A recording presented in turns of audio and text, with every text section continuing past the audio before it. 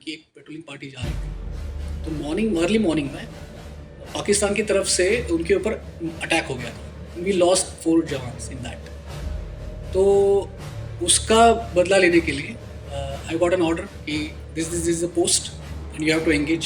आपको उसको ये करना, एंगेज करना, क्योंकि इसकी तरफ से काफ़ी सारा सीज फायर वायलेशन होता था, सीमा उल्लंघन हम जिसको बोलते हैं। उस दिन तो काफ़ी सेटिस्फैक्शन मोमेंट हुआ था, बिकॉज बहुत ही फुलफिलमेंट लगता है ना, you done something that you have paid for your train for. ऐसे मौके बहुत कम लोगों के इसमें आते कि सामने आपको ऑर्डर दिया जाता है कि ठोक इसको क्लियरली, नो डाउट। इतना पसीना जिसके लिए बहाया वो वही काम करने को आज मिला था।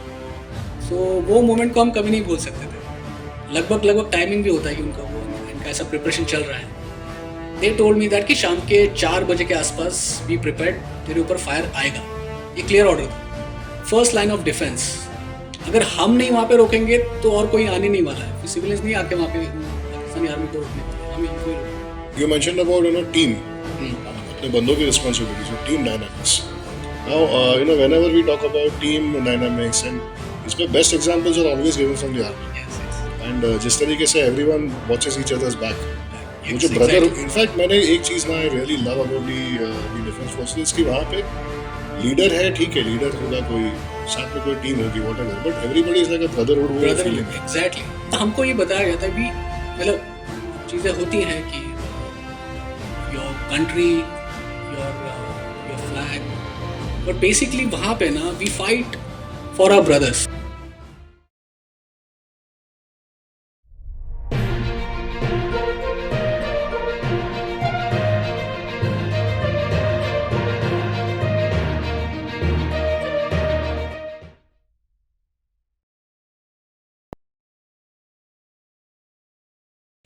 सो welcome to episode 5 of doctor AB's podium. बचपन से हमारे लाइफ में कई सारे हीरोज़ होते हैं, स्पेशली 90s के बच्चे। मैं उस जनरेशन से आता हूँ। We all grew up looking at heroes from the Bollywood. फिल्मों में हमने हीरोज़ को काफ़ी देखा, बट जैसे जैसे हम बड़े हुए we realised that those heroes were heroes on screen. Real life में बहुत सारे हीरोज़ होते हैं जो अलग तरीके के बने होते हैं।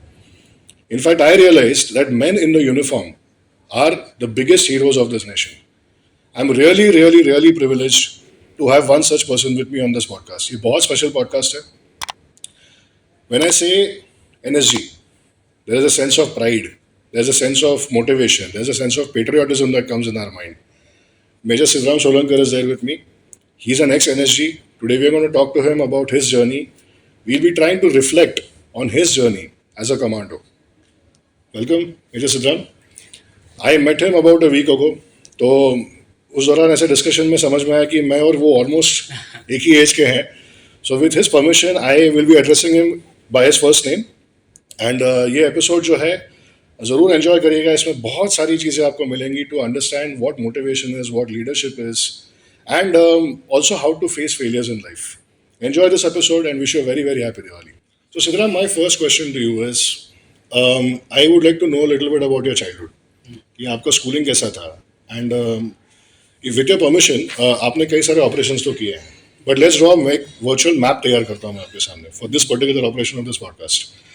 We will I help you navigate through this map एक तरीके से। तो पहले मैं आपको एक चेक पॉइंट देता हूँ जो है आपके चाइल्डहुड, आपका schooling up to the college. उसके बाद हम लोग जाएंगे आपके नेक्स्ट गोल के ऊपर। So let's start with the childhood and schooling of this. First of all, thank you so much, Aditya, for this opportunity. And 2 साल हो गए मुझे लिविंग द आर्मी, एंड मुझे काफ़ी सारे कमेंट्स एंड काफ़ी सारे रिक्वेस्ट आती है यंगस्टर्स की स्पेशली कि वो आपका जो भी एक्सपीरियंसेस है वो शेयर कीजिए। And I am really grateful to be on this show, और आपने ये अपॉर्चुनिटी उनके लिए क्रिएट की। So thank you so much for this. बचपन, ऑफ कोर्स मैं ये कहना चाहता हूँ सबको कि मैं आप में से ही एक हूँ। I am not some special. Yes, I have done things very बचपन में हर एक का ख्वाब होता है। सो आदित्य, अभी जब भी मैं किसी से मिलता हूँ तो 100 में से 90% लोग मुझे यही कहते हैं कि साहब बचपन में हमें भी एक शौक था फौज में जाने का, आर्मी, नेवी, एयरफोर्स। और ये है, मतलब ये हकीकत है। हमारे इंडिया में 10 में से 9 बच्चे चाहते हैं बचपन में कि मैं एक बार फौजी बनूं। बस फ़र्क वही है कि मैंने वो ख्वाब पूरा कर लिया. सो बचपन से मेरा ड्रीम तो था ही है. And I am born in Pune. मेरा जो नेटिव प्लेस है वो सोलापुर है, महाराष्ट्र में.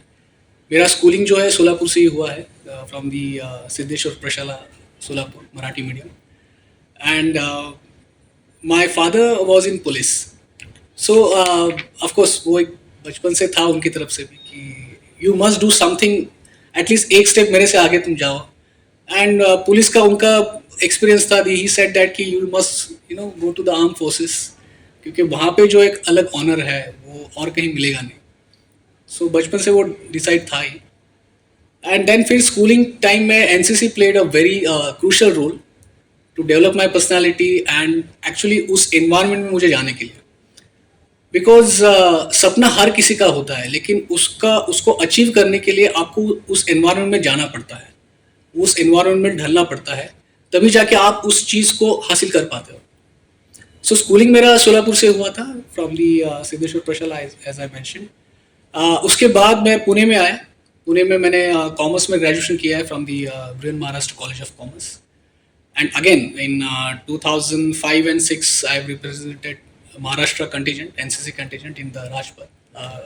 Then Rajpath, now Kartavya. And ये तो मैं बहुत गर्व से शेयर करना चाहूँगा कि मैं जब उस कंटीजेंट में मार्च कर रहा था, वो सबने देखा होगा 26 जनवरी के ऊपर जो हमारे टाइम पे 13 लाख एनसीसी कैडेट्स होते थे, उसमें से सिर्फ कुछ हज़ार चुने जाते थे. सो उनमें से हम एक थे. तो वो 6 महीने का जर्नी, वो स्ट्रगल.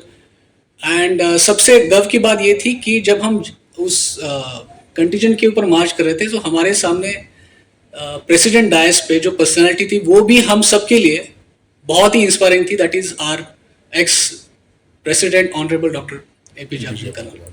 सो वो मेरी ज़िंदगी का सबसे एक महत्वपूर्ण मोमेंट था जो मैं कभी नहीं भूल सकता. I still get a goosebump. So this is all my, schooling and college, and finally then I've decided to join the army. So when you decided to join the army, वो थोड़ा सा ही बताइए ना कि how do you really prepare for it? Because people who are going to be watching this, इसमें कई सारे ऐसे बच्चे भी होंगे जो maybe in their 50, early 15 के होंगे, 15-16 years के होंगे. And जैसे आपने कहा कि aspiring होंगे, but what exactly is the process? किस तरीके से आपने examinations होंगे, what kind of preparations you went through? Yes. So जो प्रोसेस है वो तो आपको जो ऑफिशियल वेबसाइट्स होती होंगी उस पर मिल जाएगी. But I just cover in brief that कि 2 तरह की एंट्रीज होती है आर्म फोर्सेस में. एक आपकी 12th के बाद, जैसे नेशनल डिफेंस एकेडमी, उसकी एक एग्ज़ाम होती है. और उसके बाद ग्रेजुएशन के बाद आप कंबाइंड डिफेंस सर्विसेज एग्ज़ाम देते हो. उसके अलावा भी अभी काफ़ी सारी एंट्रीज आई है, एफकैट एंड ऑल. इसकी सारी इन्फॉर्मेशन आपको नेट पे मिल जाएगी. लेकिन जो इम्पोर्टेंट चीज़ मैं बताना चाहता हूँ, एस्पिरेशन एक चीज़ है, लेकिन आर्म फोर्सेस कोई एक पर्टिकुलर जॉब नहीं है कि मुझे ये जॉब चाहिए तो मैंने ये स्किल सेट पा लिया, ये मैंने क्वालिफिकेशन ले लिया and then I get the job. It's a lifestyle, it's a life. मतलब एक बार आप फौजी बन गए, वंस अ फौजी ऑलवेज अ फौजी. सो उसके बाद अभी मैं दोबारा से कभी वो, मतलब हम मर जाते हैं उसके बाद दोबारा जो जन्म होता है हमारा. सो भले ही मैंने I hang my uniform but I am still a soldier. So ये एक्सपीरियंस आपको वहाँ पे जाने के बाद ही मिलता है. So those who are aspiring don't just aspire कि एक कोई जॉब है, ये मुझे कुछ पर्टिकुलर एलिजिबिलिटी क्राइटेरियाज है, उसको फुलफिल करना है, मुझे जाना है. It's not that easy. It's a life. मतलब it's completely you have to transform yourself to get into the armed forces. कुछ क्वालिटीज़ होती है जो basically the service selection boards देखते हैं. कुछ इंपॉर्टेंट क्वालिटीज़ जैसे करेज, डिटर्मिनेशन, इनिशिएटिव. अब ये जो क्वालिटीज़ होती है ये कहीं पे भी हमारे किसी भी एजुकेशन डिग्रीज में पढ़ाई नहीं जाती. ये सबको पता होती है, लेकिन है क्या ये किसी को पता नहीं कि उसको कैसे हासिल करना है, उसको कैसे डेवलप करना है. सो उस क्वालिटीज़ को साइकोलॉजिकल टेस्ट के थ्रू असेस किया जाता है. ऑफ कोर्स उससे पहले आपका एक रिटन टेस्ट होगा, उसको आपको क्लियर करना है, जिसमें आपका जनरल नॉलेज, इंग्लिश, मैथमेटिक्स, ये टेस्ट लिया जाएगा. That is as usual as any other UPSC aspirants. But ये जो SSB होता है, psychology test, this is very important. तो मतलब बहुत सारे एग्जाम्पल्स है SSB में, because SSB is my struggle. बहुत कम ऑफिसर्स होंगे, मतलब I have cleared my SSB at the 7th attempt. And उसकी भी ऐसी स्टोरी है कि जो ऑफिसर्स ट्रेनिंग एकेडमी है चेन्नई में, तो उसका लास्ट जो एज लिमिट है, उसका last age limit is 25 years. And I remember कि जो एम्प्लॉयमेंट न्यूज़ में ऐड आई थी, उसमें जो डेट ऑफ बर्थ दिया था, तो मेरा सिर्फ कुछ दिनों से मेरा वो लास्ट अटेम्प्ट रह गया था. एंड मैंने उससे पहले 6 अटेम्प्ट्स दिए थे. मैंने रिटर्न टेस्ट तो फर्स्ट अटेम्प्ट में क्लियर कर लिया था, लेकिन बार बार मैं SSB में फर्स्ट स्टेज या सेकंड स्टेज, जैसे कॉन्फ्रेंस आउट बोलते हैं, उसमें आउट होकर आता था. एंड 2.5-3 साल से ये स्ट्रगल चल रहा था मेरा. And I could not able to figure out कि कहाँ पे कमी हो रही है. कैसे है ना आदित्य, अगर आपको पता है कि आपका मैथ्स वीक है, तो आप मैथ्स पढ़ोगे. आपको पता है आपका हिस्ट्री वीक है, आप GK के लिए हिस्ट्री पढ़ोगे. लेकिन आपको कैसे पता है कि मेरे में ये करेज, डिटर्मिनेशन, इनिशिएटिव, इसको कैसे डेवलप करूं, किसके पास जाऊं कि मैं इसको, क्योंकि it's a psychological test, it's a test of your perception. So वो बहुत फ्रस्ट्रेशन होता था कि ये इसको कैसे कैसे करना है. But one thing I realised कि अगर आपका कमिटमेंट है एंड अनवेवरिंग आपका विलिंगनेस होना चाहिए, इच्छा शक्ति जिसको हम बोलते हैं, विल पावर, वो अगर आपका स्ट्रांग है, तो दुनिया में कोई ऐसी चीज़ नहीं जो नामुमकिन. You can do it, you can achieve it. I am the example, because आखिरी मोमेंट तक मुझे ऐसा लगा था कि नहीं हो पाएगा. But the only thing is that you should not give up. Last attempt में भी वो मेरा सिलेक्शन हो गया. And then I entered into the officers training academy. So, in the probably at the 6th attempt, first हो गया, second हो गया, third हो गया, fourth हो गया. See, कई सारे लोग होंगे जो probably second या third के ऊपर भी नहीं जाते. Yes, yes. So, I would like to understand that exact कि क्या वो motivation था which kept on ringing in your mind कि नहीं, first हो गया no problem, second no problem. Yes. Because by the time you reach the 6th, mentally आपको तो लग रहा होगा ना, like you rightly said. Yes. यार कहीं ना कहीं पे वो नहीं हो रहा है. Yes. But still there is that slight एक स्पार्क होता है जो कहीं ना कहीं पे इग्नाइट होता है. What was that spark? हाँ, वो स्पार्क हमेशा एक था कि मुझे ये बात अच्छी तरह से समझ में आ गई थी कि फेलियर्स तो आ रहा है मेरे लाइफ में. I am not able to clear the SSB, but इसका एक लिमिट है. आफ्टर 25 ईयर्स मैं दोबारा कभी SSB नहीं दे सकता. जितने भी मेरे पास अटेम्प्ट्स हैं, मैं जाऊंगा, मैं कोशिश करूंगा. उसके बाद तो वैसे ही मुझे जो भी रियलिटी होगी उसको एक्सेप्ट करना है. ऐसे बहुत सारे मेरे फ्रेंड्स हैं, they are doing really well, but they could not able to do it. Friends क्या, मैं तो एग्जांपल जैसे Shahrukh Khan, Arjun Rampal, Amitabh Bachchan and even APJ Abdul Kalam, मतलब किसी से वो SSB क्लियर नहीं हो पाया. इट डजंट मीन दैट कि they are not, but they are not fit for that particular profession. So वो स्पार्क मेरा ये था कि मैंने ये डिसाइड किया था कि लेट इट बी, क्या होगा जैसा था कि मैं फेल हो जाऊंगा, बट मैंने अटेम्प्ट ही नहीं किया, तो मुझे कैसे पता चलेगा कि क्या फ्यूचर आने वाला है. So I can live with the failures, but I cannot live with the regrets कि यार मैंने अटेम्प्ट करना चाहिए था. ये मेरा हमेशा, ये जो एटीट्यूड था मेरा, प्रॉब्ली इसी पॉजिटिव मेंटल एटीट्यूड की वजह से ही मैं सेलेक्ट हो गया हूँ. Because the SSB is all about psychology, your test of your perception, your attitude. आप सिचुएशन को कैसे परसीव करते हो और उसको कैसे हैंडल करते हो. सो यही मेरा शायद वो स्पार्क रहेगा कि ठीक है ना, फेलियर है ना, आई can live with that. But मैं ये रिग्रेट के साथ 50 साल के बाद मैं बुढ़ा होऊंगा और ये बोलूंगा कि यार अगर मैंने और एक मेरा अटेम्प्ट बचा था, अगर मैं देता तो शायद मैं फौजी बनता. सो ये इस गिल्ट के साथ या इस रिग्रेट के साथ मुझे जीना नहीं था. And now this is the reality. Fantastic. So when you joined, when you got selected finally, and when you joined the army first time, आपने जब यूनिफॉर्म पहना, what was that first feeling? Uniform तो बहुत मुश्किल से मिला. जो training होती है that is actually very tough. But of course अभी बहुत सारी, अभी मैं सोशल मीडिया पे भी ये रील्स एंड वीडियोस वगैरह देखता हूँ, उसमें बहुत सारे एस्पिरेंट्स बोलते हैं कि सर बहुत टफ होती है. अगर आप किसी चीज़ को बहुत चाहते हो ना, आप विलिंगली चाहते हो, तो nothing is tough actually in that way. Physically of course, मतलब जब हम चेन्नई पहुँचे थे, बहुत खुश थे हम कि चलो हमने हासिल कर लिया and now we are going to become an officer. But शुरू में जैसे सीनियर्स ने आते ही जो रगड़ा स्टार्ट कर दिया, मतलब जो रोलिंग स्टार्ट होती है वहाँ पे बजरी डाली जाती है रोड के ऊपर, and Chennai weather is so fantastic, I can't tell you. मतलब अगर पुशअप मारते थे ऐसे तो स्किन नीचे लग जाती थी. सो पूरे ब्लिस्टर्स लगे हुए हैं, यहाँ पे ब्लिस्टर्स लगे हुए हैं, छोटे छोटे कंकड़ उसमें हैं. तो हमारा जो बड़ी एक दूसरे के कंकड़ हम निकाल रहे हैं यहाँ यहाँ पे जो लगे हुए हैं. एंड उसके बाद उसी के ऊपर दोबारा से करना है. There is no you know, मतलब ऐसा नहीं है रूटीन कि आपने सवेरे आप इतने बजे उठे, फिर पीटी किया, फिर ड्रिल किया. ये शेड्यूल सिर्फ पेपर पे दिखता है हमको बहुत अच्छी तरह से. यस, 5 बजे से पीटी स्टार्ट है, ओके गुड. और 9 o'clock या लाइट्स ऑफ या बेड, वो लाइट्स ऑफ हो जाती है, ट्रेनिंग नहीं रुकती. हम लोग अंदर सोते नहीं है, बाहर ट्रेनिंग ही चलती रहती है. तो हमेशा आई रिमेम्बर हमारे सीनियर कहते थे कि कंधों पे स्टार्स चाहिए ना, तुमको लेफ्टिनेंट बनना है ना, तो पहले ये कंधे पे स्टार्स आने चाहिए.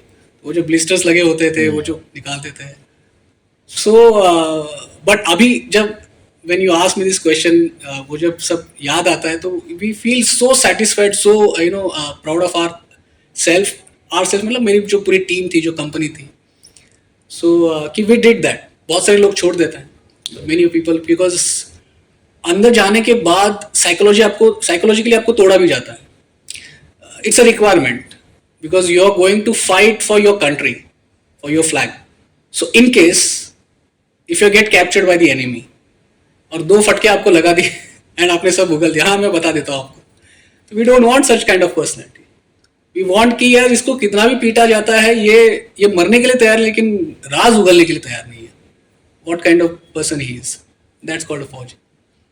सो first time you asked me, जब यूनिफॉर्म पहना था, बहुत प्रोसेस होती है उसकी, पासिंग आउट परेड वगैरह. And my father and my mother was there too, pipping ceremony जो होती है हमारी. So I remember those moments, it was fantastic. हम जब शुरू में गए थे, हर किसी का वेस्ट साइड अलग अलग था. कोई 100 kg का था, कोई 90, कोई 80. बट जब एंड ऑफ द टर्म, जब पासिंग आउट होते, every one has the same west side. सभी के सभी पतले हो गए थे, एक जैसे दिखते थे. सो वी कांट, हम मतलब डिफरेंस ही नहीं पता चल जाता कि कौन शुरू में कैसा दिखता था, अभी कैसा दिख रहा है.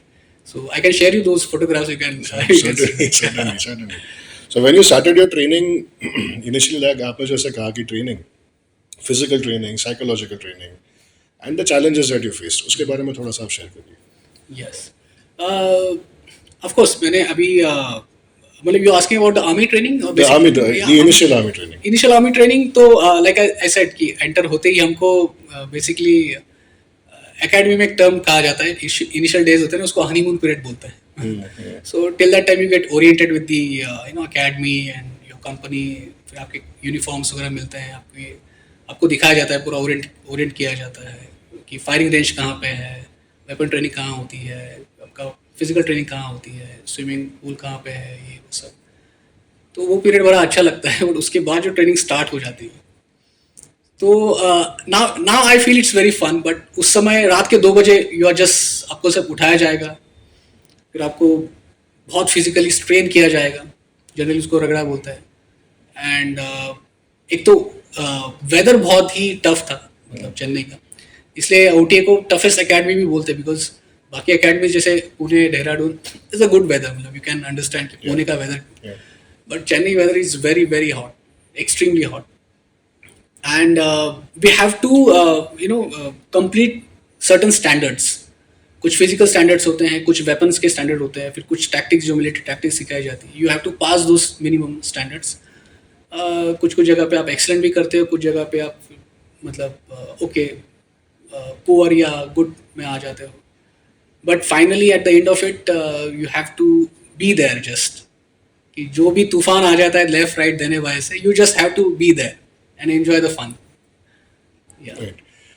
Now once you completed the training, जब आपने finally आपने academy से आप successfully when you donned the stars and the uniform, तो आपकी पहली deployment कैसी थी? What was your first experience? First I was deployed in the armored division. So I was in Jhansi, and उसके बाद फिर हमारा जो ऑपरेशन एरिया पूरा राजस्थान में था.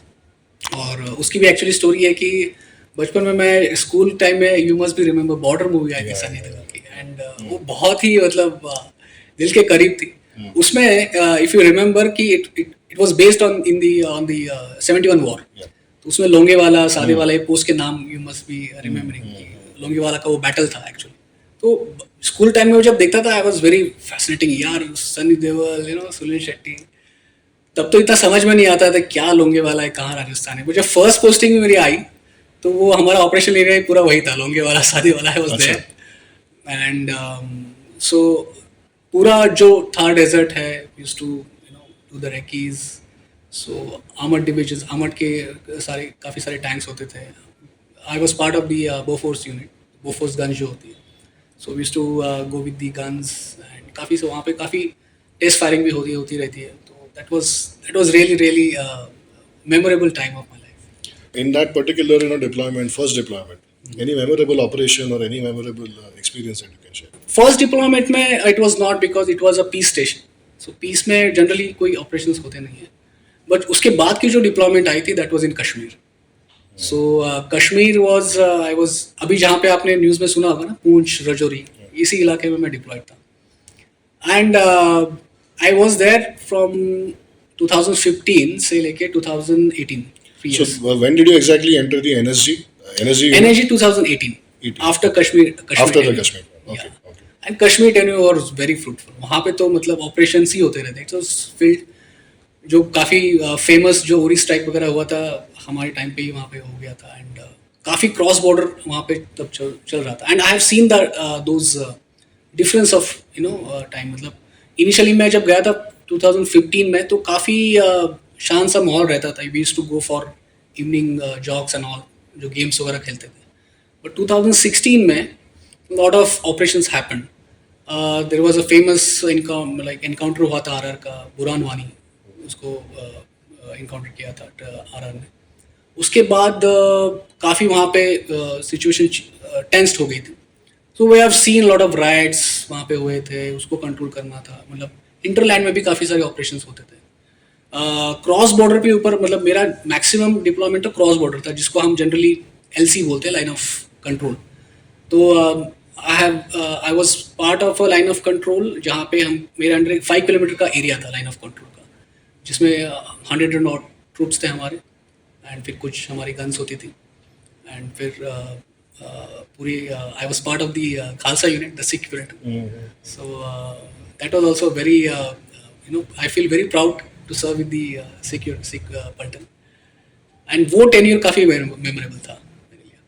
उसमें any specific operations you can describe? Yes, definitely. उसमें 2017 में I remember, actually that was not my first encounter with the cross border. Actually क्या हुआ था कि हमारी एक मराठा रेजिमेंट वहाँ पे डिप्लॉयड थी, उनकी एक पेट्रोलिंग पार्टी जा रही थी।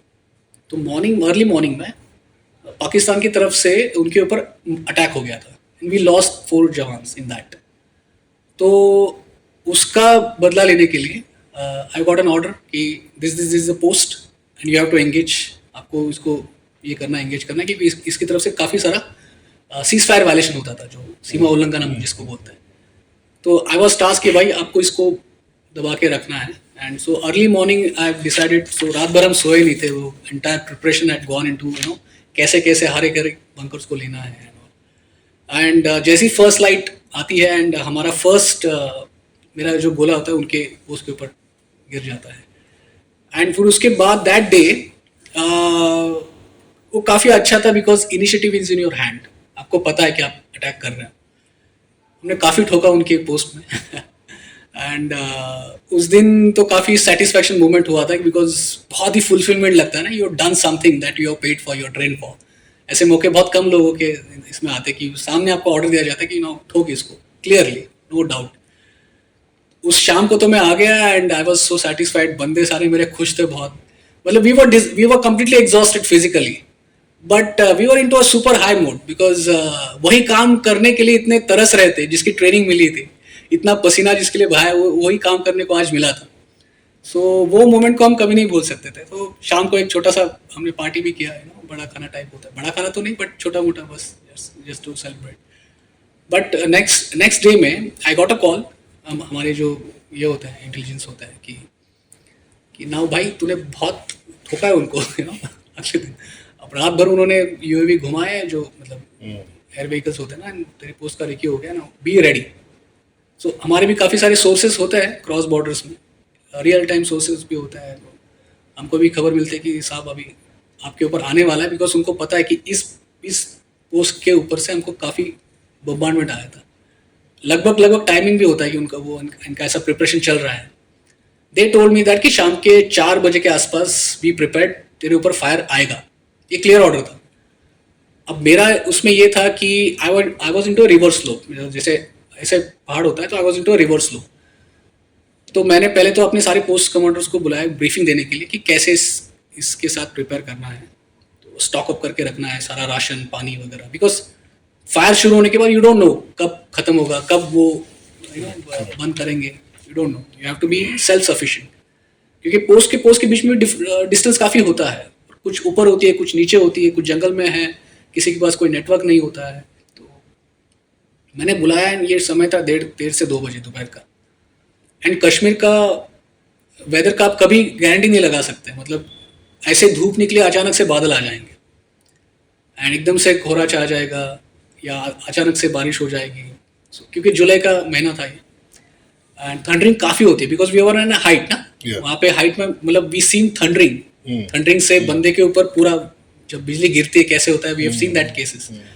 सो काफ़ी सारे हमारे वो लाइटनिंग पोल वगैरह भी होते हैं वहाँ पे। सो मैं सारे अपने जो पोस्ट कमांडर से उनको ब्रीफ कर रहा था कैसे करना है, एंड देन सडनली बूम करके आवाज़ आ गया एंड ब्लास्ट हो गया। तो मेरा एक सूबेदार था, वो जस्ट बाहर जाके उसने देखा पूरा ब्लास्ट, काला धुआं। उसने बस इतना ही बोला, साहब जी शुरू हो गया, बस इतना ही बोल दिया उसने। And before we come to know कि क्या हो रहा है क्या करना है, धड़ाधड़ 1 से 2 3 4 5 मतलब 10-12 हमको मल्टीपल साउंड सुनाई दिए। और वो जो राउंड्स गिर रहे थे वो मोटर के शेल्स थे, आरटी के शेल्स थे, basically mortar is part of an arty के शेल्स गिर रहे थे। एंड एक मोटर का शेल जो होता है 120 mm का, it is so this huge 2.7 kg का, उसमें TNT होता है। सो मतलब I guess we were discussing that, काफी सारे ग्रेनेड्स आप 50-60 ग्रेनेड्स एक साथ को ब्लास्ट करेंगे तो जो इफेक्ट आएगा वो इफेक्ट एक गोला देता था, ऐसे 50-60 गोले हमारे ऊपर गिर रहे थे। सो वो आवाज भी काफी मतलब हैरेसिंग इफेक्ट उसका होता है। ऑफ कोर्स हमारा जो हम जब बंकर था वो पूरा ऐसा हिल रहा था, मतलब जो अर्थक्वेक आता है ना वैसे। एंड स्प्रिंटर्स कैसे भी जाते हैं, स्प्रिंटर की वेलोसिटी 500-600 मीटर पर सेकेंड की वेलोसिटी होती है। वो स्प्रिंटर मतलब बड़े बड़े ये होते हैं, लोहे के ऐसे छर्रे होते हैं बड़े बड़े। सो वो गिर रहे थे एंड फिर मेरे पोस्ट कमांडर मेरे पास, और हमारा नसीब भी वैसा ऐसा कि दूसरा तीसरा गोला ऐसा गिरा, मैं सारे पोस्ट पे बात कर रहा हूँ कि गेट इनसाइड, अभी कोई बाहर मत निकलना, फायर शुरू हो गया है, बट किसी से कॉल ही नहीं लग रहा है। और फिर मेरे BHM ने बताया कि साहब लाइन कट का गोला लाइन के ऊपर ही गिर गया। तो जो अंडरग्राउंड हमने जो लाइन लगाई थी कम्युनिकेशन की, उसके ऊपर ही गोला गिर गया था। तो पूरी वायरिंग सारी आउट हो गई थी, तो मैं कम्युनिकेशन से आउट पूरे सबसे। अब मेरे इस दिमाग में ये कि मेरे जो बाकी बंदे हैं यार, दे शुड बी सेफ। कोई पानी भरने के लिए गया होगा, कोई नीचे उतरा होगा, कोई पेट्रोलिंग कर रहा होगा, उसको खबर देना बहुत जरूरी है कि भाई अभी अंदर चला जा, फायर स्टार्ट हो गया है। तो वो खबर में नहीं दे सकता, we can't use the Motorolas because वो ओपन नेटवर्क है उस समय। बट एक था दिमाग में कि इनको अगर चुप कराना है, कुछ रिएक्शन टाइम मुझे चाहिए, then I have to counter attack them. तो मेरे जो मोटर राउंड है उनको खोलना पड़ेगा मुझे, वो जब तक मैं नहीं खोलूंगा वो शांत नहीं बैठेंगे। तो बट कैसे बाहर भी कैसे निकले, मतलब actually it's you ओवररूलिंग the orders, मतलब वहाँ पे कुछ हमारे ऑफ ऑर्डर्स होते हैं कि जब फायरिंग होता है तो नो मूव हो जाता है, you should not come out, you should not move out because you can by the casualties unnecessary. क्योंकि स्प्रिंटर कहीं पे भी जा रहे हैं ना, और किसी भी आपके आर्टरी को कट करके निकल गए, ऐसे आई हैव सीन, मतलब जैसे वो पिचकारी उड़ती है वैसे ब्लड निकलता है, within few minutes you just succumb to your injuries and you may die. But मैंने वही सोचा अगेन देन कि भाई यहाँ पे बैठ के बस कुछ ना करके मरने से अच्छा है कुछ करके मर जाऊं, कि बाहर निकलूं उनके ऊपर एटलीस्ट 2-3 गोले ठोकूं, कम से कम मेरे आत्मा को तो शांति रहेगी कि यार कुछ करके मर गया, कुछ ना करके मरने से अच्छा है। सो that was also very lessons learn life में, कि कभी भी ऐसी स्ट्रेसफुल सिचुएशन आ जाती है, giving up is not an option, always you have a choice. So हमेशा चूज द पॉजिटिव वन ना, why to go with the stress environment and going into depression। आप सोचो कि यार कुछ ना करके फेल होने से अच्छा है कुछ करके फेल हो जाऊं। सो मैंने बीपीजी चढ़ाया, हेलमेट डाला और बस भगवान का नाम लिया एंड वहाँ से निकला मैं। बस 100 मीटर ऊपर मेरी ऑब्जर्वेशन पोस्ट होती थी, क्योंकि वहाँ तक मुझे पहुँच के मुझे ऑर्डर देना होता था। अब वो the way I ran that day, मतलब ऐसा मैं भागा हूँ, मतलब ऐसा दौड़ा हूँ, नेशनल में रिकॉर्ड ब्रेक कर सकता था मैं। वहाँ पे पहुँचा मैंने मेरा सेट निकाला, मेरे नीचे वाले मोटर जो मोटर थी पोजीशन से, and I set I give them order and fire finally बोल दिया। हमारे यहाँ से भी वो मोटर राउंड निकले, जब उनके ऊपर गिर गए वो, तो थोड़ा उनका इमीडिएटली इंटेंसिटी कम हो गया, because it's a very common sense कि आप बॉक्सिंग में जैसे आप मैं बस ऐसे गार्ड पे बैठा हूँ, आप मारते जा रहे हो, मैंने बस एक पंच निकाला, यू जस्ट डक डाउन। वो उसके बाद वो जो टाइम मिला था, कुछ सेकंड्स हमको मिले थे, and then we finally got some time to react to reassemble ourselves, हमारे अपने पोजीशंस में गए, और उसके बाद फिर हमने मतलब तसल्ली से ठोका है उनको। फिर रात भर चली थी वो, 1:30-2 बजे स्टार्ट हो गई थी, नेक्स्ट डे अर्ली 5 o'clock तक चल रहा था। और फिर तो हम तो इतने डोमिनेशन में हैं, हमारे पास ना एमिनेशन की कमी थी और ना ही विल पावर की, उनके पास दोनों की कमी है। तो क्योंकि उनके पास ना राशन है, ना एमिनेशन है, और विल पावर तो उससे भी नहीं है। सो वो that day I still remember कि yes, that was a very very memorable day of the operation, I would say, in my life. You mention ना अभी कि कुछ करके अगर मरना है तो कुछ करके मरते हैं, बिना कुछ बिना कुछ, करके क्यों yeah, करना है? exactly. I can connect it back to your SSB वाला हाँ, yes, answer which you exactly, give yes. कि लास्ट अटेम्प्ट है मेरे पास, वो अटेम्प्ट देके ही जो है एक बार मैं ट्राई करके, रिग्रेट नहीं होना चाहिए, Yeah, yeah. There should be no regret. Now one more question I want to ask you, during this particular operation I will just be able to imagine what you just mentioned, but I can imagine कि हर जगह से आवाजें आ रही हैं, so much of noise, externally so much of noise। उस situation में आप अपने दिमाग में शांति से सोच कैसे सकते थे उसको? What was that? Very apt question, Praditya. Yeah, yes. I never thought in that way. How did I, think in such, Of course, some part of training involved into it, because we have gone through a lot of crucial days and बहुत ही critical phase होता है life में training का, उसको हमने पार किया था, तो एक फाउंडेशन तो बन गया था कि हाँ कि झेलना है, जो भी हो जाए हमारे ऊपर ही झेलना है, because we know that we are the first line of defence. अगर हम नहीं वहाँ पे रोकेंगे तो और कोई आने नहीं वाला है, फिर सिविलियंस नहीं आके वहाँ पे उन पाकिस्तानी आर्मी को रोकने वाले हैं, हमको ही रोकना है। स्ट्रेसफुल एनवायरनमेंट में शुरू में तो ये शॉक लगता है, जब आपने कुछ ऐसा स्ट्रेसफुल एनवायरनमेंट, आपने जो कहा, ये बहुत ही हाईली स्ट्रेसफुल एनवायरनमेंट में, इसमें आपको पता भी नहीं चलता कि क्या हो रहा है। आपने ना शायद मूवीज वगैरह देखी होगी ना, जहाँ पे बहुत सारे बॉम्ब ब्लास्ट वगैरह होते हैं, जब अचानक से मूवी का आवाज बढ़ता है तो आप बोलते हैं यार थोड़ा कम कर यार, बहुत इरिटेटिंग होता है। You have a choice to reduce the volume. यहाँ पे ऐसा नहीं था, यहाँ पे ऐसा नहीं था बिल्कुल। मैं पाकिस्तानी वालों को नहीं बोल सकता यार कम कर यार 2 मिनट है, मेरे को टाइम प्लस, ऐसा नहीं हो सकता। बट एज अ कमांडर, मतलब ऑफ कोर्स एसएसबी में भी हमारे इनिशिएटिव, करेज, डिटर्मिनेशन, लॉजिकल रीजनिंग, ये सारी क्वालिटीज जो क्यों चेक करते हैं, इसलिए चेक करते हैं बिकॉज ये it was not all about just me and my life, कि मेरे पीछे भी कोई है, मेरी फैमिली है, मेरे ऊपर मेरे जो 100 जवान से उनकी लाइफ, उनकी पूरी फैमिली डिपेंड्स थी। वन रॉन्ग डिसीजन एंड पूरी रियलिटी अलग हो जाती। मतलब हमेशा आप किसी भी फौजी को पूछना कि आपका what is a definition of success, आप ऑपरेशंस को कैसे बोलोगे कि ऑपरेशन सक्सेसफुल है, तो वो हर कोई दिल से एक ही चीज़ बोलेगा आपको कि मैं जितने अपने जवान, अपनी टीम लेके गया था, वो पूरे के पूरे वापस लेके आए। That is the only success we see. बाकी वो मेडल्स वगैरह वगैरह वो सब आगे की बातें हैं। सो वो स्ट्रेसफुल एनवायरनमेंट में यही था कि अगर मैं कुछ नहीं करूँगा तो शायद अननेसेसरी यहाँ पे क्याओस हो सकता है, मेरे बंदों की भी जान जा सकती है, समबडी इज इन ओपन, उसको अगर टाइम नहीं मिला, एटलीस्ट मुझे, I am the only one who take the initiative to rebound, to respond to that particular situation. वो डिसीजन मेकिंग पावर मेरे अंडर था। मतलब गवर्नमेंट ने, ट्रेनिंग एकेडमीज ने, मेरी यूनिट ने, मेरी पल्टन ने मेरे ऊपर वो भरोसा दिया कि तू वहाँ पे खड़ा है उस 5 किलोमीटर के एरिया में, So you are there. Now this is a time to take the decision. Whether your personal safety is important or your national security. So bus. So you mentioned about team, अपने बंदों की responsibility. So team dynamics. Now whenever we talk about team dynamics and इसमें best examples are always given from the army. Yes, yes. And जिस तरीके से everyone watches each other's back. Back. वो जो Yes, brother exactly. In fact मैंने एक चीज ना I really love about the defence forces कि वहाँ पे लीडर है, ठीक है, लीडर होगा कोई, साथ में कोई टीम होगी, whatever, but everybody is like a brotherhood. वो फीलिंग Brotherhood. है, Exactly. It's a brotherhood feeling. Yes.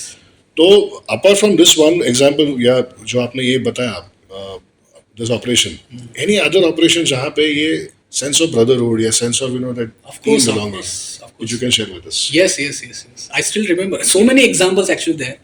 मतलब बट वन पर्टिकुलर मतलब एक मेमोरी है, एक स्टोरी, वो कभी नहीं भूलूंगा. ये पूंछ में था. अगेन सेम हमारा ये सीज फायर वायलेशन ही चल रहा था. एंड उस समय क्या हुआ था कि फायरिंग स्टार्ट हो गया था एंड एक्सचेंज ऑफ फायर चल रहा था. Now it's been almost 4.5 hours. तो 4.5 hours फायरिंग में क्या होता है कि एवरीबडी सेटल डाउन नाउ. कोई बाहर निकलेगा वो तो बेवकूफ़ी होगा, क्योंकि ऊपर से पूरे आपके आर्टी शेलिंग हो रही है आपके ऊपर and you're in open. And not only arty shelling, machine guns, grenade launchers, जो भी स्मॉल आर्म्स होते हैं उसके सबके भी ओपन हो जाते हैं, सब कुछ ओपन हो जाता है. ऐसे टाइम पे बेसिक अंडरस्टैंडिंग है, उसको ऑर्डर देने की भी जरूरत नहीं कि आपको यार बाहर मत निकल, ये बोलने की भी जरूरत नहीं किसी को, वैसे ऑर्डर होती है. हमारे क्या होता है ना, आर्मी में बड़ी होता है हमेशा, एक बड़ी पैर में भी यूज तो जैसे टीम का आपने बताया ना, ब्रदरहुड. मेरा बड़ी था, वेरी स्वीट गाय, मतलब बहुत ही कितना 21 साल का लड़का था. एंड हमेशा मेरे साथ में रहता था. 4-5 घंटे हो गए मैं बंकर से शूट ले रहा हूँ. मेरे एक ऑपरेटर रहता था और एक टेक्नीशियन रहता था, वो डाटा देखने के लिए. और हम देख रहे हैं कि मेरा बड़ी गायब है. अचानक से हमको रियलाइज़ हुआ कि वो है ही नहीं. बाजू में अभी तो खड़ा था. मैं एक दूसरे को पूछ रहे कहाँ गया ये.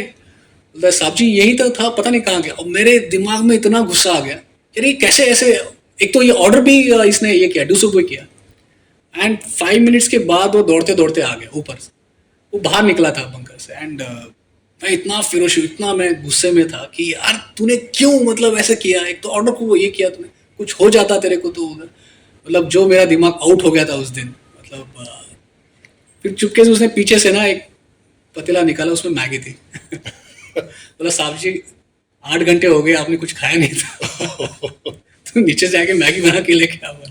आई सेड यार मतलब क्या उस बंदे को बोलूं. उसको मतलब कोई परवाह नहीं है कि बाहर फायरिंग हो रही है, ये हो रही नहीं. मेरा बड़ा भाई ना, they too feel like a big brother. इसने खाना नहीं खाया, साहब ने खाना नहीं खाया, मैं कैसे उसको भूखा रह सकते. मतलब क्या बताऊं अभी मैं उसको. मतलब गुस्सा भी आ रहा था, ये प्यार करूं क्या, ऐसी मिक्स ऑफ इमोशंस होते. सो ऐसे बहुत सारे it was going on, it was going. That's why I was so furious. कैसे तू मतलब ऑर्डर तो तूने डिसओबे किया, दैट इज वन थिंग, पर तेरी बेसिक अंडरस्टैंडिंग है भाई, मतलब फायरिंग चल रहा है और तू बाहर निकल के मैगी बना रहा है नीचे बैठ के. सो सबके लिए लेके आया था उसने, सबने नहीं खाया था. So this is another thing about the arm forces की एक अलग ही वो है ना कि यार इतने स्ट्रेसफुल सिचुएशन में very sweetly he is cooking something and he is getting for you. Exactly. It's a beautiful thing. Because Aditya हमको ये बताया गया था भी, मतलब वो चीज़ें होती हैं कि your country, your flag, but basically वहाँ पे ना we fight for our brothers, our brother in right और ब्रदर इन लेफ्ट. जो हमारे देने भाई, जो मेरे भाई बैठे हैं, उनके लिए ही हम एक्चुअली लड़ रहे हैं. सो ये जो टीम बॉन्डिंग, टीम डायनामिक्स है, वो वहीं पे उभर जाता है. और यहाँ पे क्या है ना, लाइफ इट एट स्टेक. आपकी गलती डेड बॉडीज में आती है, आपकी गलती फाइनेंशियल लॉस में नहीं आती, मतलब जिसको आप रिकवर कर सकते हो. आपकी गलती इक्विपमेंट लॉस में नहीं आती कि इतना बड़ा इक्विपमेंट था यार फेल हो गया. अब कैसे, जैसे कॉर्पोरेट में हम देखते हैं करोड़ों का इक्विपमेंट था, आपकी लापरवाही की वजह से, आपकी गलती की वजह से जल गया, ये हो गया, नुकसान हो गया. No, the mistakes comes in the body bags. So we can't afford to lose our man. And इसलिए टीम ही बेस्ट होती है हमेशा. सो इसमें जब लीडरशिप की अगर मैं बात करूँ, सो लीडरशिप इट इज टॉट कि इन कॉर्पोरेट टिपिकली होता है कि एक बॉस है, उसके under their is a team. तो जब तक वो बॉस वहाँ पे है तब तक दूसरा कोई लीडर बनेगा नहीं वहाँ पे. ये कॉर्पोरेट में होता है. But in your situations you must have seen कि officially there is one person who is designated as a leader. But कई बार सिचुएशंस में ऐसे होता है कि कोई एक बंदा होगा जो एकदम ही शांत होगा, यस अचानक से something will happen and he will actually start taking the lead in that situation. And इसमें ये भी होता होगा ना कि आपके केस में, सिंस यू राइटली सेड कि brothers, you are fighting for your brothers, तो नोबडी माइंड्स कि अगर कोई, यार ठीक है मैं लीडर हूँ, लेकिन अगर इसने कुछ अगर सजेस्ट कर लिया है तो we can go by that way. तो ऐसे ऐसे कोई एग्जांपल्स आपके लाइफ में आए हैं? हाँ हाँ यस ऑफ कोर्स। और ये तो आर्मी लाइफ में भी बहुत देखने को मिलता है। Experience beats qualification what I say, because हमारे यहाँ पे काफ़ी जो जेसीओज होते हैं बेसिकली सूबेदार्स वगैरह जो होते हैं जिनको 25-30 ईयर्स की सर्विस होती है, we hardly had 5 years 6 years of service, captain majors में आते हैं, बट उनका एक्सपीरियंस जो होता है वो ग्राउंड एक्सपीरियंस होता है। सो भले ही मैं उसका बॉस हूँ या उसका लीडर हूँ, डेजिग्नेटेड जैसे आपने कहा, बट बहुत सारी चीज़ें हमको नहीं पता होती फर्स्ट टाइम हम वहाँ पे जाते हैं। उनके लिए उन्होंने 2-2 3-3 टेन्योर्स उस जगह पे काटे होते हैं। मतलब मेरे साथ ऐसे जेसीओस थे कि हाँ साहब हम तो 2005 में भी आए थे यहाँ पे, 2012 में भी आए थे यहाँ पे। सो एक बार जैसे मतलब हम लोग प्लान बना रहे थे कि एक असॉल्ट होता है, अगर असॉल्ट होगा तो कौन से पोस्ट होगी जिसके ऊपर अटैक करना होगा पाकिस्तान के ऊपर। तो वहाँ पे हमारे जेसीओ साहब ने कहा था कि साहब यहाँ पे जो आप डिस्टेंस देख रहे हो ना, इसके बीच में भी और एक पक्का पोस्ट होगा, उन्होंने बना के रखी होगी। बोला साहब इसका तो डिटेल्स है नहीं हमारे पास। नहीं साहब पक्का होगी यहाँ पे। लास्ट टाइम जब सीज फायर हुआ था ना, यहाँ से भी राउंड आ रहा था हमारे ऊपर। मतलब कैसे आएगा, वो तो डिस्टेंस बहुत ज़्यादा है उसका, मतलब जो एक मशीन गन या LMG का होता है कुछ 800 मीटर्स, हमारी पोस्ट तो ज़्यादा दूर है इससे, तो पॉसिबल नहीं है। बोला साहब इस पे इसलिए होगी ताकि उन्होंने यहाँ पे AD गन्स रखी होगी, या तो पीका रखी होगी, या तो AMR रखी होगी, एंटी मटेरियल, जिसका रेंज सबसे ज़्यादा होता है। अब ये एक्सपीरियंस ही है, उसने देखा है, उसकी यहाँ तक गोली पहुंची, इसका मतलब यहाँ पे कुछ तो गन है।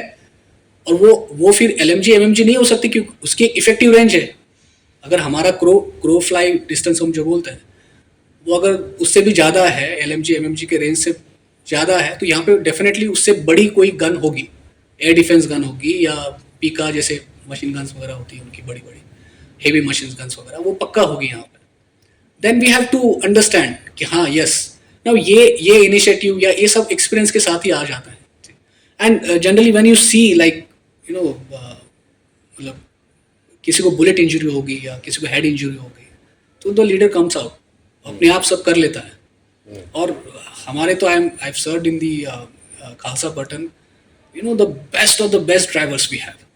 तो जनरली क्या होता है ना, एक हमेशा ड्राइवर्स हम जब सुनते हैं तो बहुत ही हम उसको we look down to it, हाँ ड्राइवर है वगैरह, बट ऐसा नहीं। आई हैव सीन ऐसे लोकेशन, ऐसे टेरेन कि जहाँ पे पक्की रोड तो दूर की बात है, 18,000 फीट 16,000 फीट जहाँ पे -डिग्री में टेम्परेचर है, स्नोफॉल है, जैसे उत्तराखंड की बात कर रहा हूँ मैं या अरुणाचल की बात कर रहा हूँ, उसमें हमने 12-12 टन की बोफोर्स गन्स को इंडक किया है, वो भी नाइट टाइम में।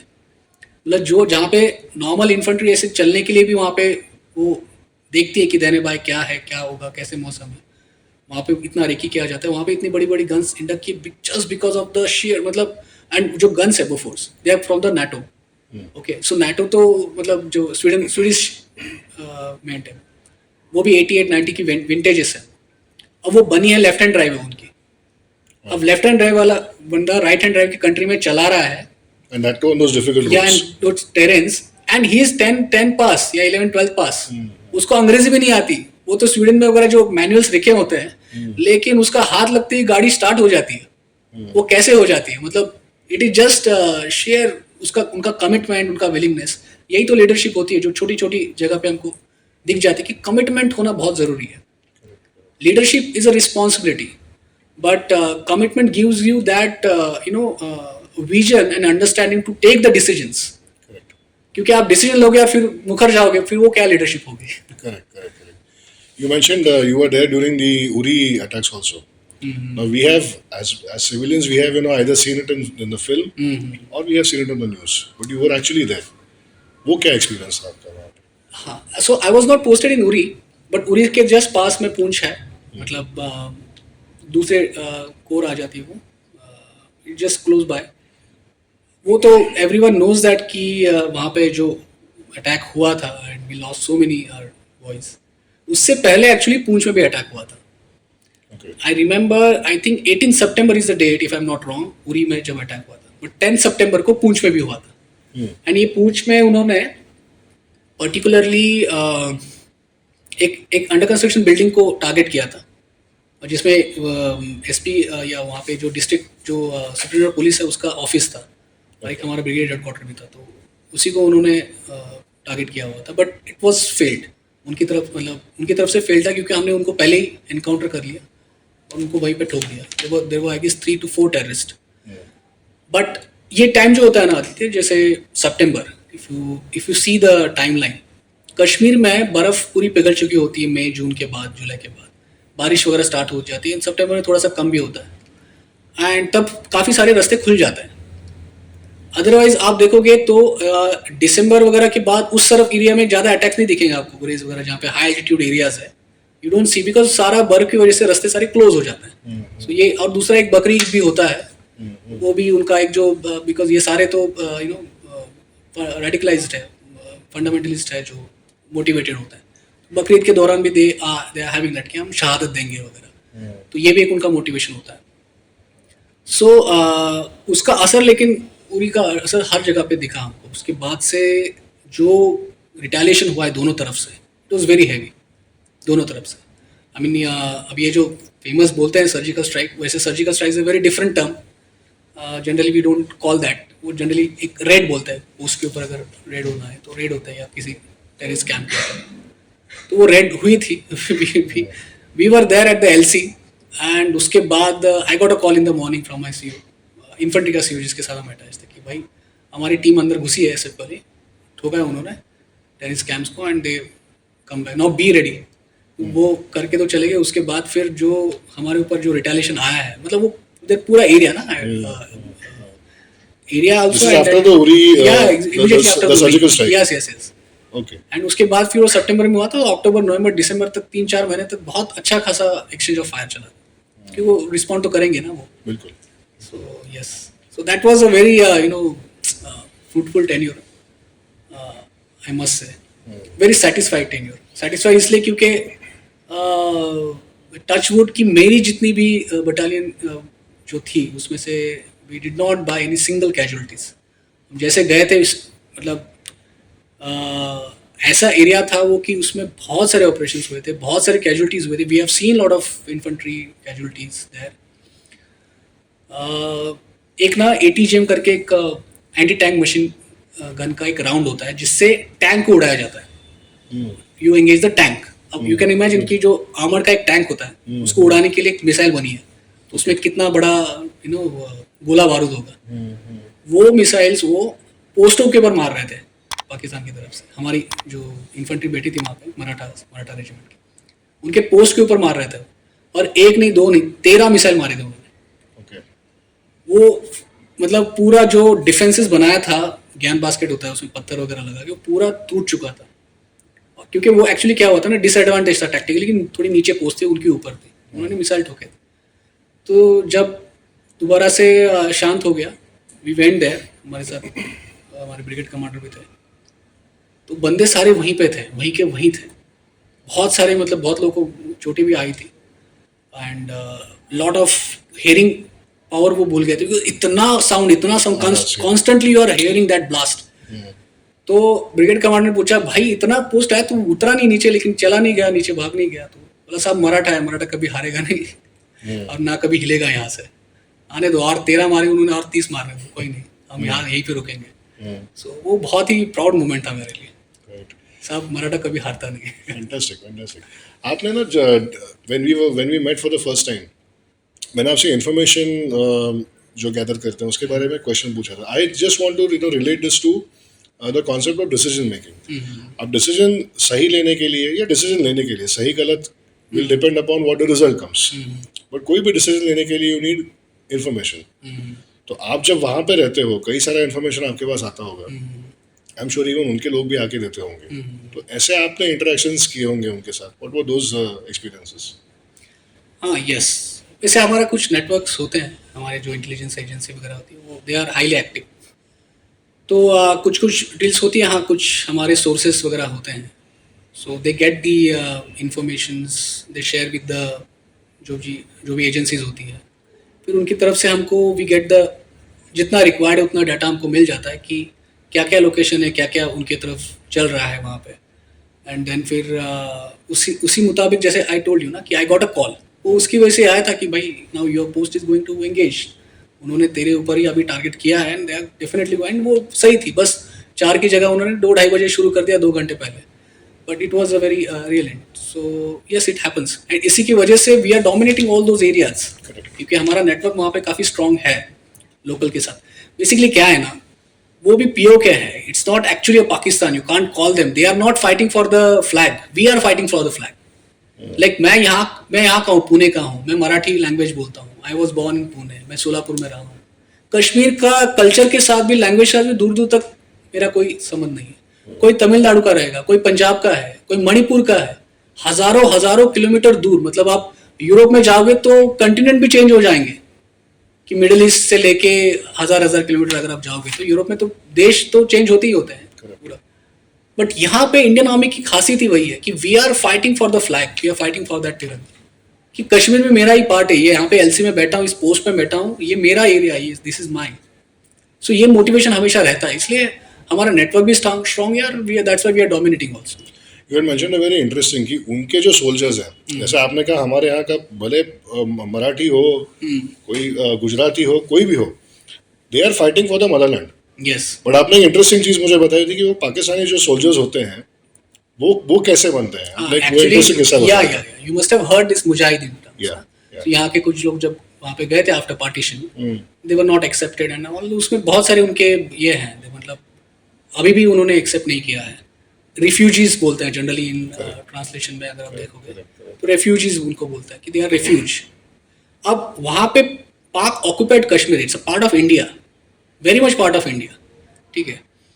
तो वैसे तो पाकिस्तान भी था, बट चलो एनीवेज बट यहाँ पे जब पार्टीशन हुआ, या जब वो आफ्टर 1947 में जब पाकिस्तान के ट्राइबल्स ने अटैक किया, फिर हमने एक लाइन तक, वो स्टोरी सबको पता है कि मतलब अक्टूबर में ही हमारी फौज ने लॉन्च किया था इंस्ट्रूमेंट ऑफ एक्सेशन, वो वगैरह वगैरह सब।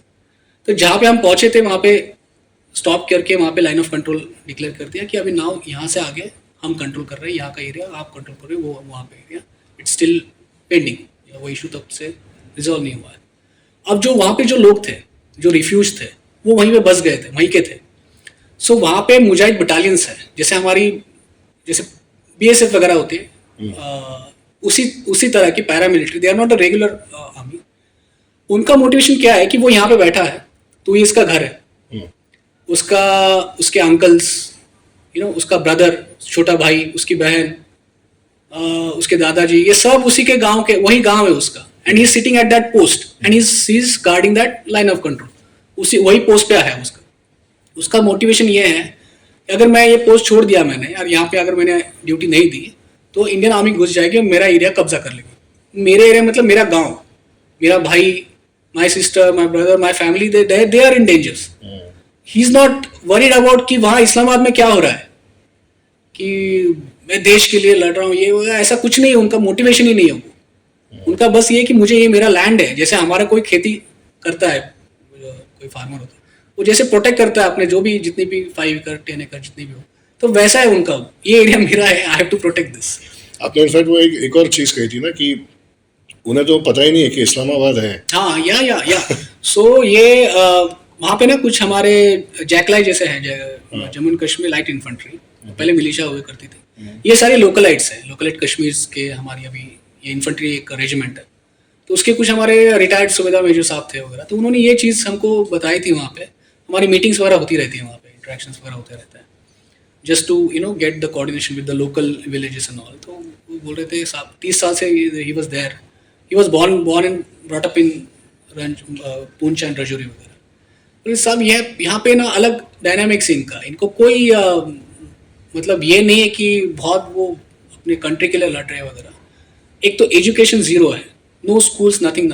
कुछ 8-2 मदरसा होंगे, उसमें भी बस एक पर्टिकुलर सब्जेक्ट ही उनको सिखाया जाएगा, उसमें भी बहुत कम लोग जाते हैं। अभी इंटरनेट की वजह से 10-12 साल में थोड़ा सा कनेक्टिविटी आ गया है उनका, मतलब कंपेयर टू अस बहुत आ गया है। बट 10-20 साल पहले जब कश्मीर में ये 90s में जब शुरू हुआ था, तो जो पीओके के तरफ से जो आते थे टेररिस्ट, तो उनका कैसे होता था कि लाइक वो जैसे बकरवाल होते हैं ना, है ना, शेफर्ड जैसे कि गाय भैंस को ये जा रहा है, वही वो कर रहा था। 16-17 साल का है, उसने कुछ नहीं देखा है जिंदगी में, ना कुछ उसको पढ़ने आता है ना लिखने आता है। अभी क्या है ना, आई एम फीलिंग ये बहुत डिफिकल्ट होगा हम लोग को अंडरस्टैंड करने के लिए कि अनपढ़ मतलब क्या है। हमारे यहाँ पे जो अनपढ़ की डेफिनेशन बहुत अलग है, जिसको स्कैन कोड करने नहीं आता हम उसको अनपढ़ बोलते हैं। वहां पे तो सिचुएशन 90s में तो और भी ये थी, उसको कुछ नहीं पता है, कुछ भी नहीं पता है उसको। तो उसको उठा के लेके जाते थे कि भाई मैं तुझे दुबई में या अमेरिका में जॉब दूंगा, उसको इस्लामाबाद जाके बता देते ये देख बिल्डिंग ये दुबई है। उसको क्या पता है, क्योंकि उसको पढ़ना ही नहीं आ रहा है ना, उसको जो लिखा है वो चीज ही पढ़ने नहीं आ रही है। ही इज बिलीविंग एवरीथिंग, जो उसका मालिक जो बोल रहा है, आका जो बोल रहा है वही है। फिर उसको फंसाया जाएगा, तूने ऐसे ऐसे किया, तेरे ऊपर केस है, अभी तेरे को फांसी लगाई दी जाएगी। अरे तो क्या करे, नहीं नहीं दुबई में केस किया है। हाँ, दुबई तो क्या उनके ऊपर तो मतलब they don't have any knowledge, जो भी उनके ऊपर कुछ। फिर एक काम कर, तेरे पास एक, तेरे को मैं बख्श देता हूँ, एक तेरे पास लाइफ लाइन है, ये ए पॉइंट है, ये बी पॉइंट है, ये हथियार है, इसको लेके तेरे को यहाँ पे पहुंचाना है। पहुंचने के बाद तू भाग जा, तेरी लाइफ सेट, हम सब सेट कर देंगे। बस उसके लिए फांसी लेके मुझे मरना ही है, इससे अच्छा तो मैं ये काम कर लूँ, शायद मैं बच जाऊँ। उसको पता है कि बीच में इंडियन आर्मी आएगी, ठोकेगी उसको, लेकिन चांसेस भी है, उसको पता है कि घुस भी सकते हैं। It's a very porous border ना, जंगल एरिया है बहुत सारा। तो एंड दैट टाइम तो वो फेंस भी नहीं थी, तब तो बहुत इन्फिल्ट्रेशन होता था, तो बस कर लेता था वो, बच जाता था। तो मतलब हमारे सामने तो एक अलग पिक्चर होता है ना कि जिहाद एंड ये वो बहुत हाईली मोटिवेशन वगैरह, वो कुछ पार्ट है, लेकिन बहुत मैक्सिमम पार्ट तो ऐसे बेवकूफ बना के दे वर इनटू हाई कंप्लीटली। उनको मतलब कोकेन ड्रग्स सुंघाया जाता है, लत लगाई जाती है उनको। देवर इंसिडेंट्स की मतलब बैरक में घुस गए थे ऐसे ही नंगे होके, पूरे कपड़े निकाल के, मुझे प्राइम मिनिस्टर को जाके मिलना है, ऐसे करना है, वैसे करना है, मतलब। और उसको समझ में नहीं आ रहा है वो कहाँ पे है, क्या है। यू कैन अंडरस्टैंड जब कोई बंदा ड्रग्स पे लेता हो तो उसको कोई चीज़ नहीं, मतलब थ्रेटनिंग वगैरह ऐसा कुछ नहीं लगता है उसको कि अरे सामने पोस्ट है वो ठोक देगा वगैरह, कुछ भी कर लेता है। ये इसको बोलते हैं बस हाईली मोटिवेशन, हम इस कॉज के लिए कर रहे हैं। इट्स ऑल फुलिश, मतलब बेवकूफ बना रहे हो एक्चुअली। करेक्ट। इवन 26/11 वाले जो टेररिस्ट आए थे वो भी तो वही सिचुएशन होंगे। Yes yes exact. ये देवर 19 मतलब क्या टीनेजर्स ही तो थे, उनको ब्रेन वॉश किया गया था कंप्लीटली। तो वहाँ से I will come to the next stage of the discussion की now coming to the place where आपने एनएसजी में एंट्री किया। So how was that? NSG तो again that was my dream. 26/11 जब अटैक हुआ था, आई वाज मैं पुणे में ही था, मेरे मास्टर्स चल रहा था, I was doing MBA, complete नहीं किया मैंने। अच्छा। अशोक कामटे जो है, जो सोलापुर के कमिश्नर हुआ करते थे वो, एंड उसके बाद फिर वो मुंबई में उन्होंने चार्ज लिया था। तो मेरे अंकल बहुत क्लोज थे उनके, ही वॉज इन पुलिस, मैं उनको मिला भी था। वेरी मतलब very inspiring personality I must. And मुझे रात को 2 बजे, एक्चुअली शाम को हम सब ने अपने, if you remember that night, कि बस एक गैंग वॉर चल रहा है जिस वहाँ पे, क्या मुंबई में it's a very very common thing कि हाँ चलो गैंग वॉर होता रहता है। 9-9:30 बजे की न्यूज़ थी, मैं शाम को आया तो उतना ही देखा, मैंने कहा चलो ठीक है, बट मैं सो गया था। रात के 2 बजे मुझे अंकल का कॉल आया कि अरे बड़ा कामटे साहब नहीं राहिले, एंड आई वॉज शॉक। मैं फिर दोबारा टीवी ऑन किया, देखा तो it's a big terrorist attack, it was not gang war. Taj को पूरा हॉस्टेज बना के रखा है, ट्राइडन में गए हैं वो, उसके बाद वो नरीमन पॉइंट, एंड फिर उसके बाद से 2-3 दिन everybody we was just stuck with our television. तो फिर एनर्जी कमांडोज आए, एंड आई सॉ 27th या 28 को न्यूज़ चैनल पे काफ़ी वो चल रहा था कि we lost major Sandeep Unnikrishnan, NSG commando, in that operation. तो उनकी बॉडीज़ के ऊपर उनकी माँ थी and she was crying. I was very मतलब वेरी टच बाय दैट वो देखने के बाद। उसके 2-3 दिन के बाद ना काफ़ी मैं देख रहा था पुणे, मुंबई, हर जगह पे, अपने पूरे देश में ना एक कैंडल मार्च चल रहा था। Everybody is trying to pay their tribute. मैंने डिसाइड किया था कि yes I want to pay a tribute to major Sandeep Unnikrishnan, but not by just marching the candle march में हिस्सा लेना, लेटर लिखना। I am wearing the same uniform, same NSG uniform, and that was 2008। Next 10 years 2018 मैं same AR में था मुंबई में। My unit name was 2611 के बाद ही मेरी यूनिट रेज हुई थी 26 special composite group NSG Mumbai. I was part of that, major Siddharam Solankar. And वो मैं बहुत खुशनसीब था कि 10 साल के बाद एक इंडियन एक्सप्रेस का बहुत बड़ा प्रोग्राम होता है इस पे, गेटवे ऑफ इंडिया पे, बहुत सारे सेलिब्रिटीज़ भी आते हैं वहाँ पे। So I was told to receive Sandeep Unnikrishnan parents. तो मैं गया था एयरपोर्ट में, उनको मिला मैं, जिनको मैंने 10 साल पहले उस माँ को मैंने टीवी पे देखा था और मैंने कसम खाई थी कि उनके बेटे की तरह ही मैं बनूंगा, और मैं बन के उनके सामने गया था। She just saw me and उन्होंने आके मुझे ऐसे गले लगा लिया, उन्होंने गाल पे हाथ रखा, आई स्टिल रिमेंबर। उन्होंने इतना ही कहा कि संदीप का हाइट भी आपके इतना था, and I was so touched. And उनके फादर, आई मीन उनके बारे में बहुत कम लोग जानते हैं। He was scientist in ISRO, and again out of concern उनके साथ जब इंटरेक्शन कर रहा था मैं, तो उन्होंने काफ़ी मतलब he was like, we were like a kids ना, वो हमको, हमें उनका बेटा ही देखते हैं। हमेशा वो कहते थे कि शायद he should have hold back, उसने थोड़ा सा रुक लेता, वो कुछ और मतलब चीज़ें थोड़ी अलग हो सकती थी, शायद उसने जल्दबाजी की, शायद बहुत जोश दिखाया, आप लोग ऐसा मत करना। He was telling me. सो मैंने उनको यही कहा कि सर आई डोंट नो उन्होंने जो किया वो सही था गलत था, बट एक चीज़ मैं पक्का कहूँगा कि 10 साल पहले बिल्कुल एक ऐसा लड़का था जिसको कुछ पता नहीं कि आगे क्या करना है, उसकी लाइफ पूरी चेंज कर दी, और वो आज आपके सामने वही यूनिफॉर्म पहन के खड़ा हुआ है बिकॉज ऑफ हिम, क्योंकि ये लेगेसी है। टेरिस तो कोई भी मामूली बन जाएगा, लेकिन मेजर संदीप उन्नीकृष्णन बनने के लिए ये डेडिकेशन और ये कमिटमेंट चाहिए होता है। So it is there. The training of energy commanders, ये थोड़ा सा इस पे बताइए कि किस तरीके का ट्रेनिंग होता है। ये तो अभी नेक्स्ट लेवल है, मतलब जो एकेडमी की इस बात की मैंने, that was very basic level, but it's a 3 months ये प्रोबेशन होता है यहाँ पे मानेसर में होता है। एंड एक्चुअली मेरी शोल्डर इंजरी हो गई थी, माई शोल्डर वॉज ऑपरेटेड एक 1.5 साल पहले, एंड मेरा कंधा मतलब यहाँ तक भी ऐसे उठता नहीं था, ये मोमेंट था मेरा, क्योंकि ऑर्थोस्कोपी से वो ये लगाए हुए थे, स्क्रू लगाए हुए थे। और मैं उसको जब वो ड्रेसिंग निकाल रहे थे, मैं डॉक्टर को बोल रहा था कि सर मैं वर्टिकल रोप कब कर पाऊंगा। एंड लाइक पागल है क्या तू, अभी तो 2 साल आराम कर ले। मैंने सर 2 साल नहीं मेरे पास क्योंकि एज लिमिट भी होता है ना वहाँ पे। बट 1 साल तक मैंने पूरा कोशिश किया रिकवरी की, and energy is all about upper body strength. आपको काफ़ी सारा मतलब रोप चढ़ने हैं, पुलअप्स मारने हैं, बिकॉज बिल्डिंग के ऊपर आपको हेवी वेट्स लेके चढ़ना होता है। क्योंकि बाकी जो स्पेशल फोर्सेस होती है जैसे पैरा, गरुड्स, मार्कोस, स्पेशली पैरा में क्या होता है कि उनको इंडियंस की बहुत ज़्यादा ज़रूरत होती है, तो दे रन अ लॉट, बहुत सारा बैटल लोड लेके। एनर्जी में आपको बिल्डिंग इंटरवेंशंस वगैरह सब करने होते हैं, तो काफ़ी सारे आपको अपर बॉडी स्ट्रेंथ की ज़रूरत होती थी। सो आई रिमेंबर एक वहाँ पे ऑब्स्टेकल होता है 26 फीट करके, तो ऐसे 26 फीट वॉल, स्ट्रेट वॉल है, उसके ऊपर चढ़ना है पुल के साथ। एंड वो ऑब्स्टेकल आता है 13 नंबर पे, उससे पहले आपको 12 ऑब्स्टेकल क्रॉस करने हैं, वो भी वेट होता है आपके पास। एंड वो सारे ऑब्स्टेकल में काफ़ी सारा अपर स्ट्रेंथ है, आप ऑलरेडी आप एग्जॉस्टेड हो, फिर उसके बाद आते हो, और वहाँ पे तो शेयर आपका पूरा स्ट्रेंथ ही है, सीधा बॉडी ऐसे क्लाइंब करनी है आपको वेट के साथ। तो वहाँ पे बहुत बार ऐसे लोग फेल होते थे, गिर जाते थे वहाँ पे। एंड मैक्सिमम जितने भी एनर्जी प्रोबेशन में जो फेल हुए हैं वो वहीं पे हुए हैं, मतलब almost 50-60% people failed in that test.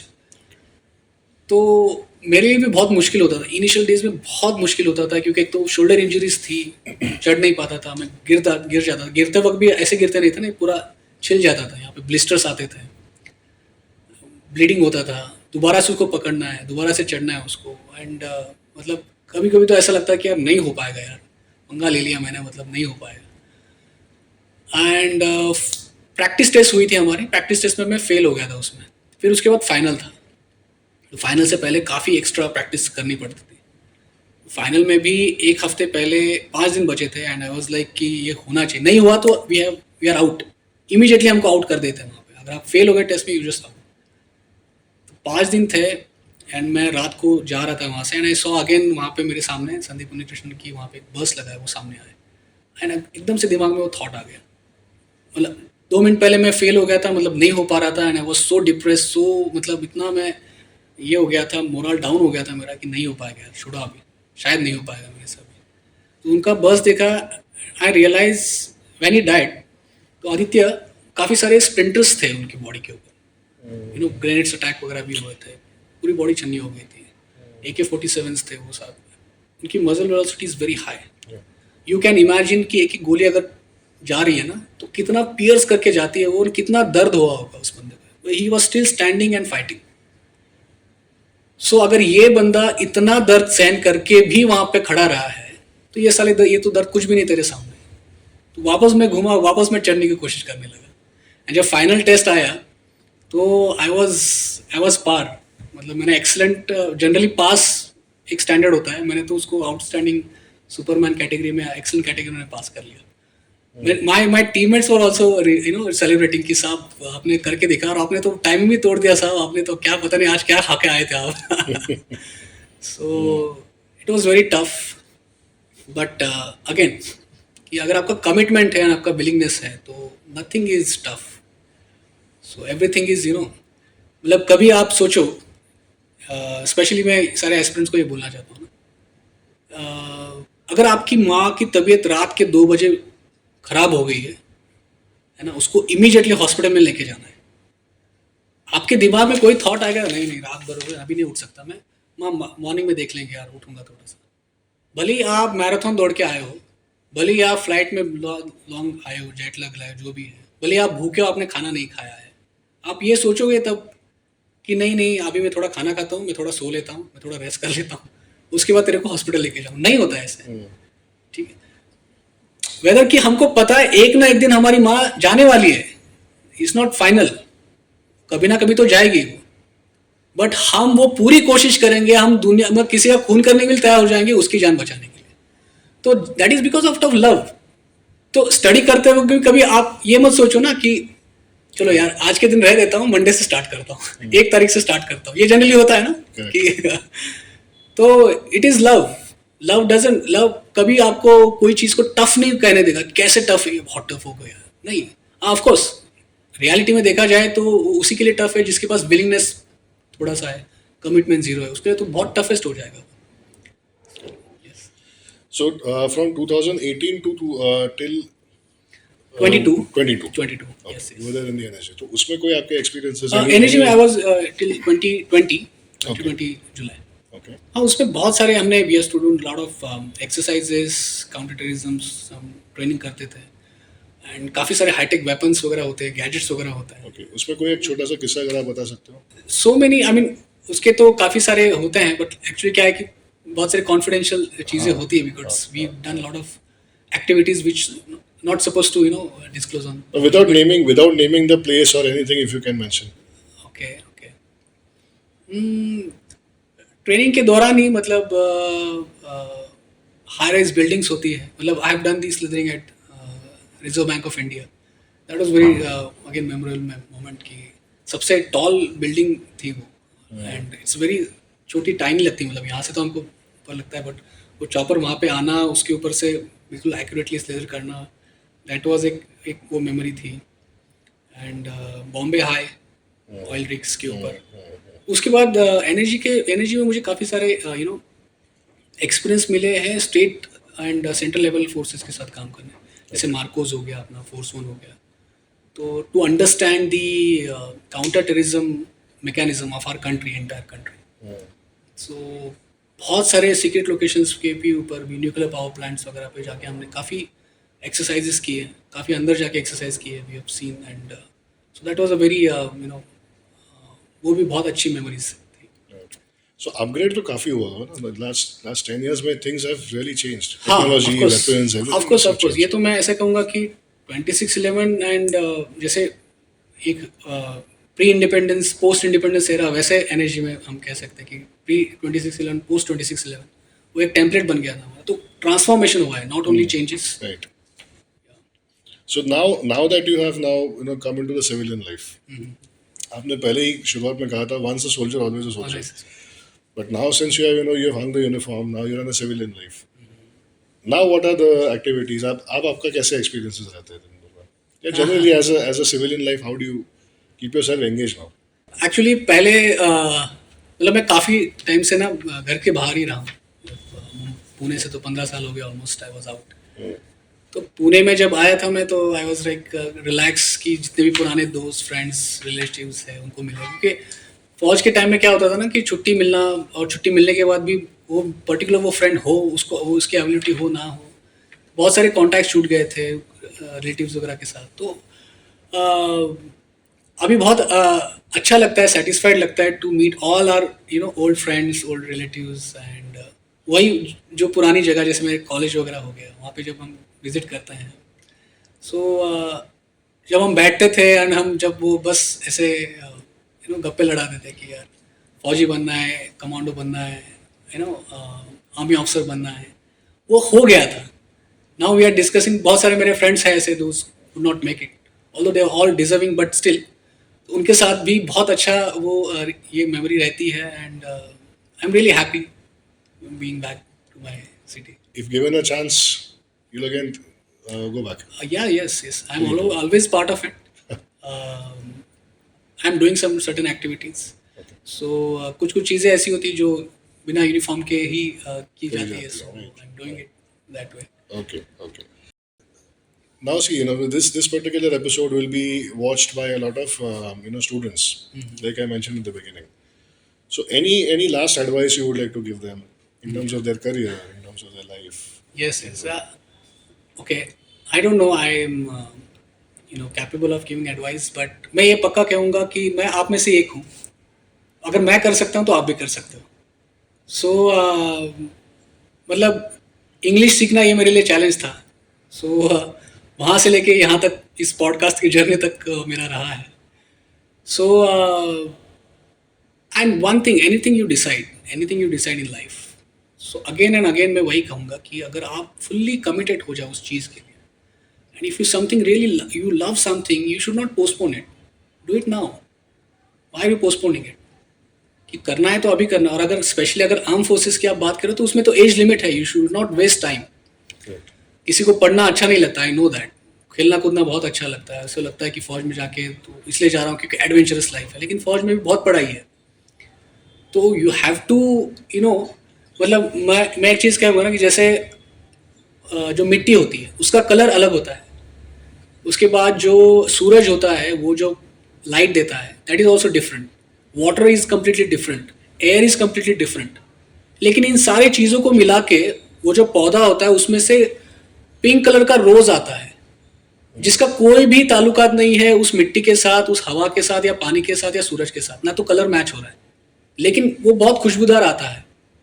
सो कुछ कभी कभी आपको ऐसी चीज़ों को भी करना पड़ता है जो आप चीज़ नहीं चाहते, कि पढ़ना नहीं अच्छा लगता, ये प्रिपरेशन, ये मैथ्स अच्छा नहीं लगता, ये इंग्लिश अच्छा नहीं लगता, या ये पर्टिकुलर ये आर्टिकल आया इसको पढ़ना अच्छा नहीं लगता, तो आपको वो करना पड़ेगा अगर आपको वो रिजल्ट चाहिए तो अभी जैसे आर्मी ऑफिसर बनना है तो उसके पीछे का जो स्ट्रगल है वो बहुत डिफरेंट है, वो दिखता नहीं है।